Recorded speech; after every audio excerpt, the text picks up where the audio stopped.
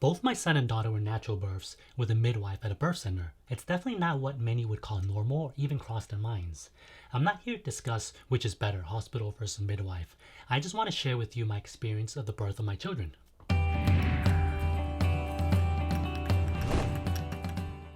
Initially, when my wife was pregnant with my son, we weren't 100% sure we'd go the route of using a midwife or an OB-GYN. We decided to go to our scheduled OB-GYN visit as well as tour a couple birth centers to get the feel of the different midwives. After weighing a bunch of pros and cons, we ultimately decided to go with a midwife at a birth center that was roughly 20 minutes away from our house. I figured if my wife goes into labor, we could easily make the 20-minute drive without any issue.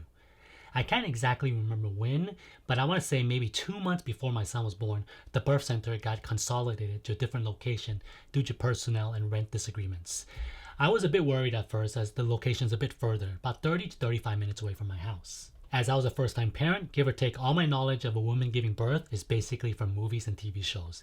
They make it seem like once the water breaks, the baby is immediately on the way, so 30 to 35 minutes seemed a bit far for me. However, we were assured that we had plenty of time to make it to the birth center, not only for my midwife, but also my sister-in-law that gave birth at the same birth center. And they were correct. At 38 weeks, my son decided it was time for him to meet his parents. Around 5 a.m. in the morning, my wife's water broke. I was quite nervous as I thought I would be grabbing our hospital bag and heading out the door pretty much immediately. But apparently we needed to wait for contractions to come at certain intervals before we head over. We were told to go back to bed and get some rest as we were going to probably have a pretty long day. First thing I thought to myself is, how am I supposed to go back to bed knowing that my son could be here anytime now? Well, instead we sat around, cleaned, and watched TV until about 8 p.m. before the contractions started coming at a regular interval. Yes, 8 p.m. Water broke 2 a.m., 8 p.m. interval started. And we didn't actually even start heading to the birth center until it was closer to 11 p.m. So yeah, me being worried about the drive being 35 minutes away seems a bit silly now since we didn't even start to head to the birth center until about 18 hours after my wife's water broke. Let me tell you, as a guy, once your wife reaches active labor phase, you really start to feel a bit useless. There's not much you can really do to help ease the pain. So the only thing I could do was provide hydration when my wife requested and held my wife's hand when she wanted it. You may notice I said hold hand only when my wife wanted it, as you never know what your wife wants once labor starts. They may think they want to hold your hand, but once the pain kicks in, they might not want to be touched at all. That's a little something I learned from the course we took to prepare ourselves for the birth. I would highly recommend that you take one of these courses as it gives you a better idea of what to expect. They go into detail on what's going to happen during the birthing process, as well as techniques to help manage pain. However, honestly speaking, when the actual birth happens, it's hard to recall every technique they teach you in the videos. We knew ahead of time that we wanted to do a water birth, as warm water helps ease pain and shorten labor. Around 2 a.m., my wife's cervix was finally dilated.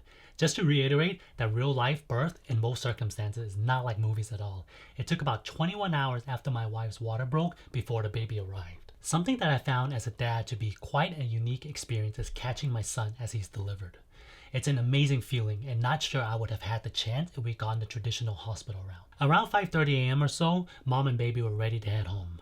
Even thinking back on it, it makes me exhausted. Before my son's birth, I can't recall the last time I was up over 24 hours. When my wife was pregnant with my daughter, we didn't even have a conversation about midwife or OB-GYN, as we both knew that we were going to go with the same midwife again since we had such a positive overall experience with the birth of my son. And just like her brother, my daughter decided she couldn't wait to see us and decided to come early at 39 weeks.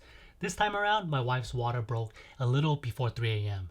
This time though, I didn't freak out like the first time and I was able to actually go back to bed. That morning we followed our usual school day routine and dropped off my son at Montessori school around 8 a.m.